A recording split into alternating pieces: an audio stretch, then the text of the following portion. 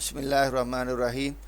حضرت عقبہ بن عامر رضی اللہ تعالیٰ عنہ بیان فرماتے ہیں کہ ایک روز جب کہ ہم صفہ میں بیٹھے ہوئے تھے، رسول کریم صلی اللہ علیہ وسلم اپنے حجرہ مبارک سے نکل کر تشریف لائے اور آپ صلی اللہ علیہ وسلم نے فرمایا، تم میں سے کون یہ چاہتا ہے کہ ہر روز بطحان یا عقیق کی وادی میں جائے اور وہاں سے بڑے کوہان والی 2 اونٹنیاں لے آئے، بغیر اس کے کہ اس نے کوئی گناہ یا قطع رحم کا فعل کیا ہو؟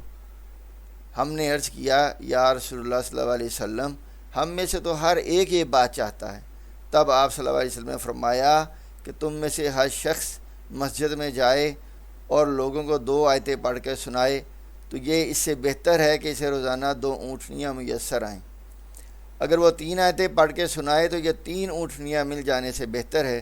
اگر 4 آیتیں پڑھ کر سنائے تو یہ 4 اونٹنیاں مل جانے سے بہتر ہے۔ اس طرح جتنی آیتیں سنائے وہ اتنی ہی اونٹنیوں سے بہتر ہے۔ یہ مسلم شریف کی حدیث ہے۔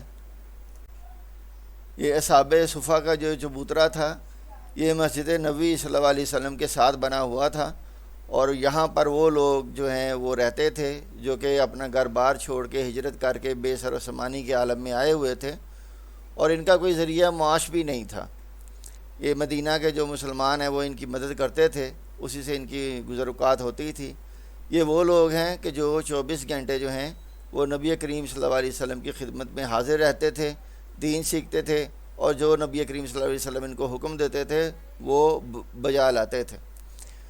یہ قرآن کی فضیلت میں نبی کریم صلی اللہ علیہ وسلم نے حدیث بیان فرمائی اور بڑی حکمت کے ساتھ یہ سمجھانے کی کوشش کی ہے کہ اگر کوئی بندہ، اگر کوئی انسان یہ چاہتا ہے کہ اس کو بڑے کوہان والی اونٹنیاں، مہنگی اونٹنیاں ہوتی ہیں، وہ اونٹنیاں اگر وہ لینا چاہتا ہے، اگر 2 اونٹنیاں لینا چاہتا ہے تو وہ 2 قرآن کی آیتیں جو ہیں وہ پڑھ کے سنائے۔ اگر 3 لینا چاہتا ہے تو 3 آیتیں پڑھ کے سنائے۔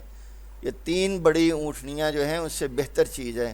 قرآن کسی کو پڑھنا، قرآن کسی کو سنانا، قرآن پڑھنا، قرآن کسی سے سمجھانا، تو اس لیے یہ ایک ہم کوشش کر رہے ہیں کہ آپ کو موٹیویٹ کریں اور ہم آپ کو قرآن کے ساتھ جوڑنے کی جو ہے وہ ترغیب دیتے ہیں۔